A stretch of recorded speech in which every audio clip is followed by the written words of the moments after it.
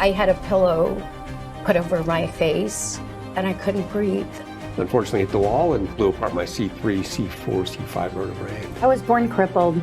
And once I could get high, I felt great. So I found the answer that I'd been looking for my whole life. And Christopher was born in Canada with Down syndrome. You name it, I'm trying it just because I'm making up for lost time when I didn't have a chance to try things before. I'm Nancy Solari, host of the Living Full Out Show. With a reach of over 300 million through the Las Vegas television network, we champion local heroes in the Las Vegas area.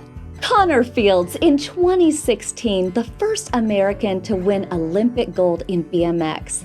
Yet in 2021, a brain injury nearly ended his career. I was trying to defend my Olympic gold medal at the Tokyo Olympic Games, and I had an accident and broke ribs, collapsed a lung, tore ligaments in my shoulder, tore my bicep, and had a traumatic brain injury. And I was in a coma for 5 days. I'm a keynote speaker and do speeches all over the country inspiring others, and you name it, I'm trying it just because I'm making up for lost time when I didn't have a chance to try things before.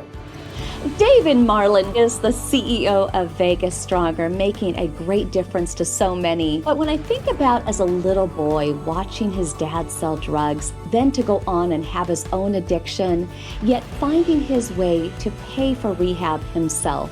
And although you had never touched a drug in your life, somewhere in your sophomore year, you decided to say to your roommate, I'll try that. And it kind of stuck. Well, it's a slippery slope. And once I could get high, I felt great. So I'd found the answer that I'd been looking for my whole life.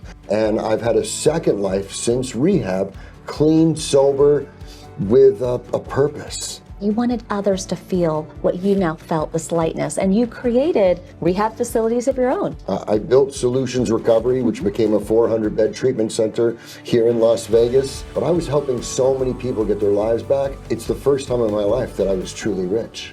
Kimberly Miles, she talked about being sexually assaulted as a teenager and how that got her up to 397 pounds. She, dead fast to her goals and dreams, found herself down to 160 pounds. She not only felt lighter, but she was able to help other women who were going through human trafficking and feeling exploited.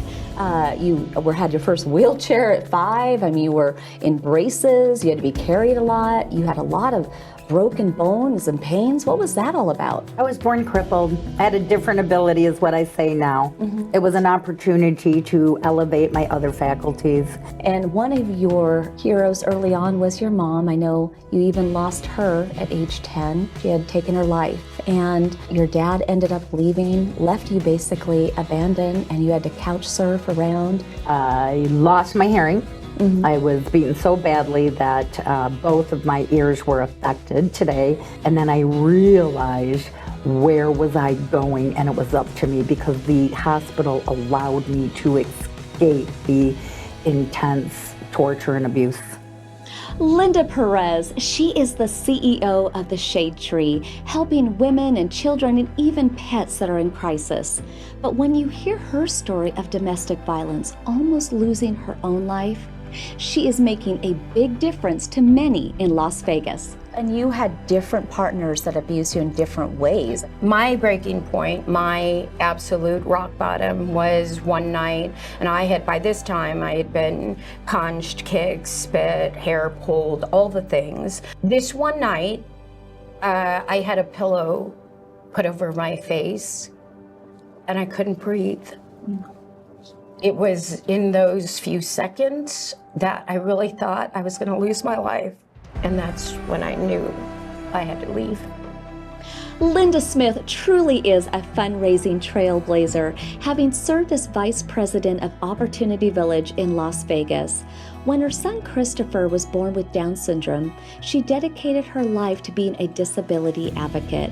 Many celebrities supporting her causes like Celine Dion, Wayne Newton, and David Copperfield. I got on a junket flight that our friend Wayne Newton had arranged for me and flew to Canada. Halfway there, I went into labor, and Christopher was born in Canada with Down syndrome. But I was soon to find out that the fact that he was born with Down syndrome and related disabilities put him in an exclusionary class of individuals who the United States wants to have come in. So basically, Christopher was not allowed to immigrate into the United States, even though our home was in Las Vegas. So I just dug in and started raising money. I'm traveling around the country helping other nonprofits. Sam Schmidt had many successes as a race car driver, including winning at the Las Vegas Motor Speedway in 1999.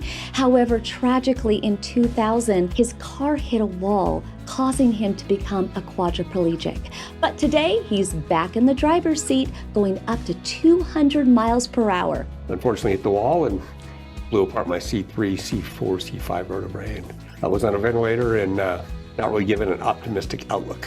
You know, things happen and you just got to get over them. I think the common cliche is that attitude's a choice. Corvette for me to drive using my head. The steering is done through AI cameras that use facial recognition. I turn my head to the left, car goes to the left, right to the right. I use sip and puff for the gas and brake to go and stop. And Sandy Wolf, a 4-time cancer survivor, including colon and pancreatic cancer, proves to us when given bad news, you need to be your own best advocate.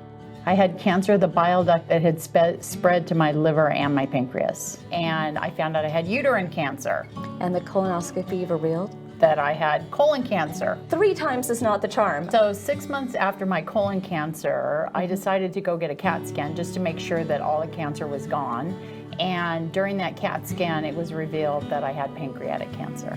And how are you today? I am fabulous, thank you. I'm 2.5 years out. Through each show, you will be touched by how vulnerable and courageous all the guests are as they strive to get through every adversity and live full out.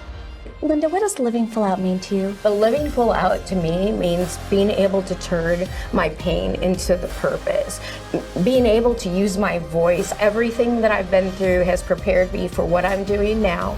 And I'm grateful I get to use my voice. I'm grateful that I get to help people. Being clean and sober allows me to be the father that I always dreamed of and aspired to be. many people have been inspired. I genuinely think that that's one of the reasons I haven't gotten more ability back is really to be able to be the example of saying, hey, you know, I don't take any excuses. Really, it's up to you to make something out of your life.